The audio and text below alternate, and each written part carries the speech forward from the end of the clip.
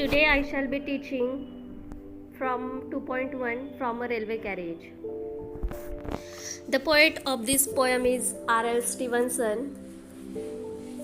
This poem shall be very easy for you to all to understand.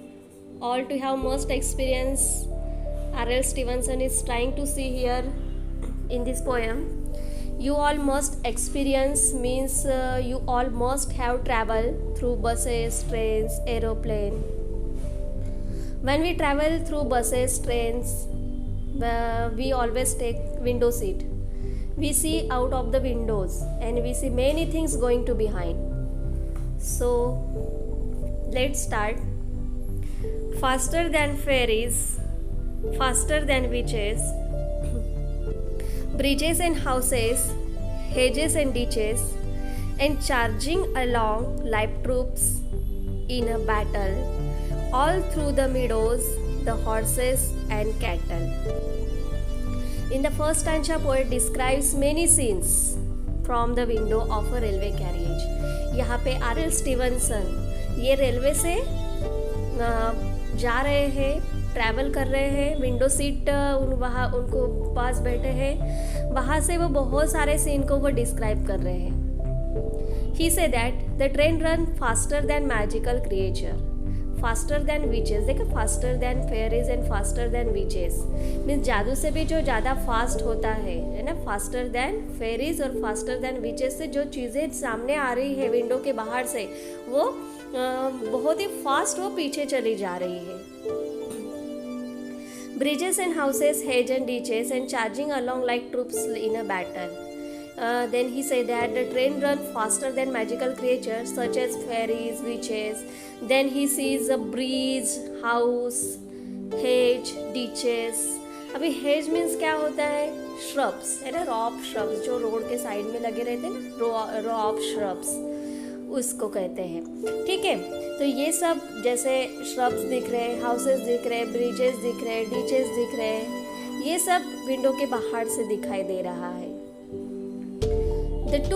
The horses and cattle in the meadows seem to rush away as if they were soldiers on a battlefield. Like troops in a battle, all through the meadows, the horses and cattle. In 4 lines, poet say that जैसे army में देखो soldier जो रहते battle में वो 1 2 1 2 ऐसे ठप ठप ठप ठप उनके आवाज़ आते हैं ना, ऐसे ट्रूप्स इन अ बैटल. तो वैसे ही वो ट्रेन के विंडो के बाहर से ट्रेन की आवाज़ आती है. And if they were soldier on a battle, ऐसे लग रहा है कि वो जैसे सोल्जर बैटल फील्ड में मार्चिंग कर रहे हैं ना, मार्च कर रहे हैं 1 2 1 2 1 2 ठप ठप ठप ऐसे. तो विंडो के बाहर से हॉर्सेस दिखाई देते हैं, कैटल दिखाई देते हैं in the meadows. Okay, let's see second stanza.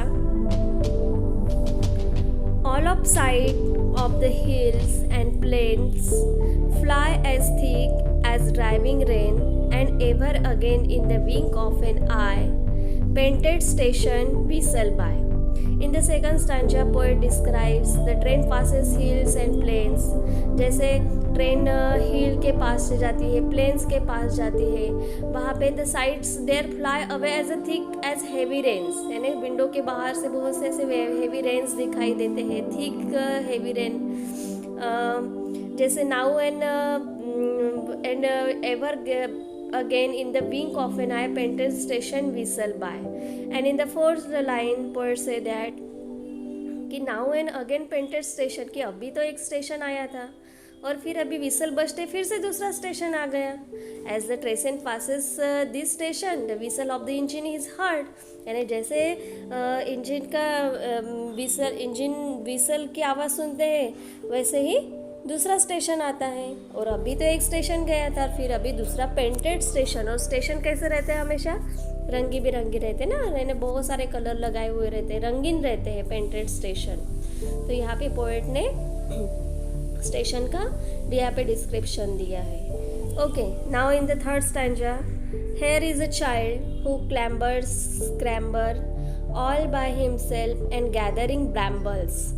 Here is a tramp who stands and gazes, and there is the green for stringing the daisies. In the third stanza, poets say that suddenly poets sees a child. अचानक एक बच्चे को देख लेते हैं all by himself कि जो climbing with difficulty and gathering bushes with blackberries. अभी यहाँ पे ब्रैम्बल्स मीन्स क्या होता है कि जो जैसे कांटे वाले कुछ ऐसे बुशेस रहते हैं उसमें ऐसे फ्रूट्स लगे रहते हैं जिसको ब्लैकबेरीज कहा जाता है. तो वो बच्चा रेंगते हुए चढ़ते हुए जा रहा है और ब्लैकबेरीज कलेक्ट कर रहा है. Here is a tramp who stands and gazes, and there is the green for stinging the daisies. अभी here is means पास में ही एक ट्रैम्प है. यानी ट्रैम्प में यानी जॉबलेस पर्सन. अभी जॉबलेस पर्सन या तो एक तो वो बेगर होगा, नहीं तो कोई भी यानी ऐसे. तो वो क्या कर रहा है, खड़ा है और इधर उधर घूर रहा है. गेजेस मीन्स घूरना. And this will be followed by green grass which children use to string daisies. और थोड़ी ही देर then there is the green. देखो यहाँ पे हेयर दिया है, यहाँ पे देयर दिया है.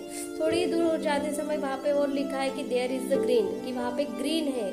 In stringing the daisies. अभी डेजिस मीन्स क्या होता है, white flower. Daisies means white flower. अभी यहाँ पे ये चिल्ड्रन क्या कर रहे हैं, वाइट फ्लावर कलेक्ट कर रहे हैं. स्ट्रिंगिंग यानी गजरा बनाने के लिए वो ग्रीन ग्रास से यानी वाइट फ्लावर्स कलेक्ट कर रहे हैं. Now last stanza. Here is a cart run away in the road, lumping along with man and load, and here is a mill and there is a river, each a glimpse and gone forever. In the last stanza, R.L. Stevenson sees a cart running away in the road. वो एक ऐसे cart दिख रही है और वो road से जा रही है. Moving in jerks as it carries a man and load, then one spot a mill followed by a river.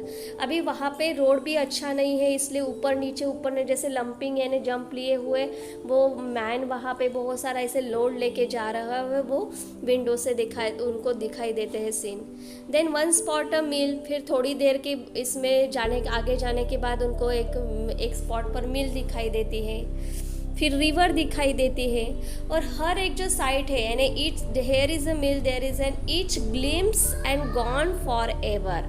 Means इस sight is seen for a very short time. यानी हर एक जो साइट उनको दृश्य दिखाई देता है बहुत ही शॉर्ट टाइम दिखाई देता है. And then it is gone for ever. और वो झटक से यानी एक झलक दिखाई देते हैं और वो चला जाता है. और ये रियल R.L. स्टीवनसन ये जो पोएट है उनका ये रियल ऑब्जर्वेशन यहाँ पे उन्होंने इस पोएम में डिस्क्राइब किया है.